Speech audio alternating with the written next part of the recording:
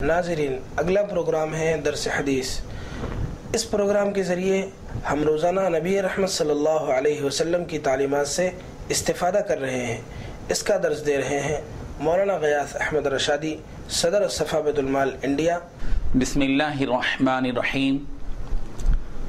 قال رسول اللہ صلی اللہ علیہ وسلم ان اللہ یبغض الفحش والتفحش والذی نفس محمد بیدہ لا تقوم الساعة حتى يخون الأمين ويؤتمن الخائن حتى يظهر الفحش والتفحش وقطيعة الأرحام وسوء الجوار۔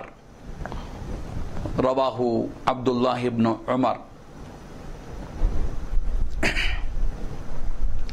رسول اللہ صلی اللہ علیہ وسلم نے ارشاد فرمایا کہ ان اللہ یبغض الفحش والتفحش، کہ اللہ تبارک و تعالی بے حیائی کی باتوں کو سخت ناپسند کرتا ہے اور بے حیائی کی باتوں کو پھیلانے سے بھی اللہ تبارک و تعالی بڑی نفرت کرتے ہیں۔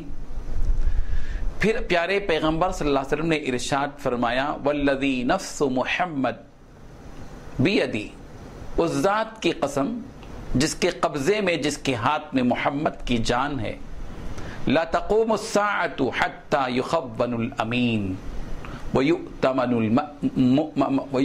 الخائن حتى يظهر الفحش والتفحش وقطيعة الارحام وسوء الجوار، کہ قیامت اس وقت تک قائم نہیں ہوگی جب تک کہ دیانت دار آدمی کو خیانت کرنے والا قرار نہیں دیا جائے گا، جب تک کہ خیانت کرنے والے پر اعتماد نہیں کیا جائے گا، جب تک کہ بے حیائی کی باتیں کھلے بندوں نہیں کی جائیں گی، جب تک کہ بے حیائی کی باتوں کو پھیلایا نہیں جائے گا، جب تک کہ رشتہ داروں سے قطع رحمی نہیں کی جائے گی، جب تک کہ پڑوسیوں کے ساتھ برا سلوک نہیں کیا جائے گا۔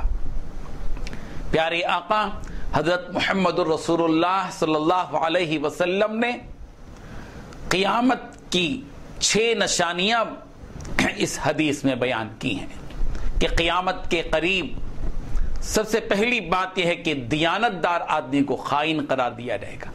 ایک وہ شخص جو واقعی امانت داری کے ساتھ کام کرتا ہے، قوم کی امانت کو امانت سمجھ کر پوری دیانت داری کے ساتھ کام کرتا ہے، اس کے پاس کوئی امانت رکھی جاتی ہے تو برابر ادا کرتا ہے، لیکن قیامت کے قریب ایسے ہی سچے امانت دار کو لوگ خیانت کرنے والا قرار دیں گے، خائن قرار دیں گے، گمان کریں گے، بدگمانی کریں گے کہ یہ تو خیانت کرنے والا، حالانکہ وہ حقیقت میں دیانت دار ہے، لیکن لوگ اس کو خیانت کرنے والا سمجھیں گے۔ قیامت کی نشانیوں میں سے ایک نشانی یہ بھی ہے۔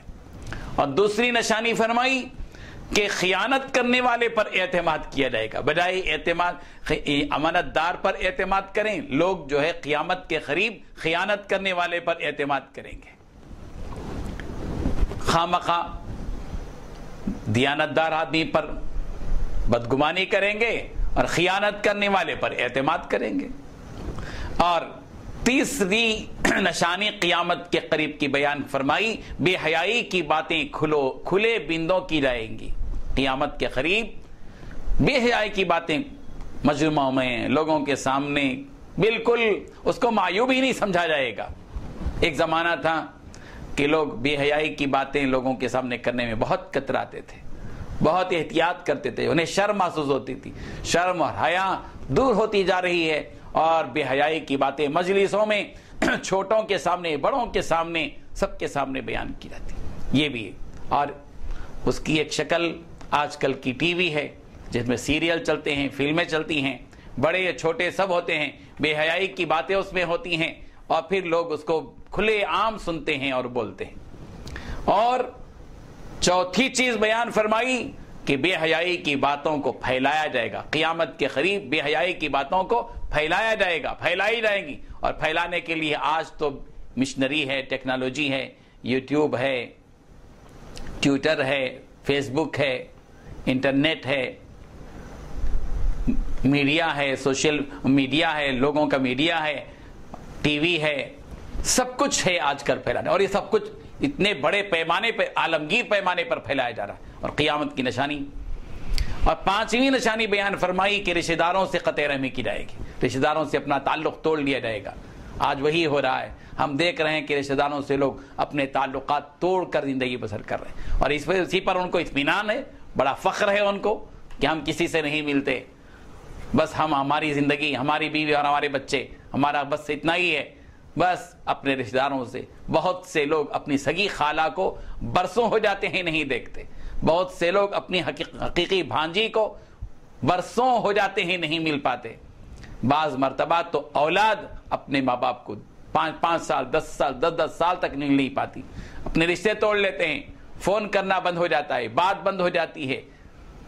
ساس اپنی بہو سے اپنا رشتہ توڑتی ہے، بہو اپنی ساس سے اپنا رشتہ توڑتی ہے، ننند اپنی بھاوت سے اپنا رشتہ توڑتی ہے، بھاوت اپنی ننند سے اپنا رشتہ توڑتی ہے، چچا اپنے بھتیجے سے رشتہ توڑتا ہے، بھتیجا اپنے چچا سے رشتہ توڑتا ہے، دادا اپنے پوترے سے اپنا رشتہ توڑتا ہے، پوترا اپنے دادا سے رشتہ توڑ لیتا ہے، نواسا اپنے نانا سے رشتہ توڑ لیتا ہے، نانا اپنے نواسے سے رشتہ توڑ نواسا اپنے نانا سے رشتہ توڑ لیتا ہے.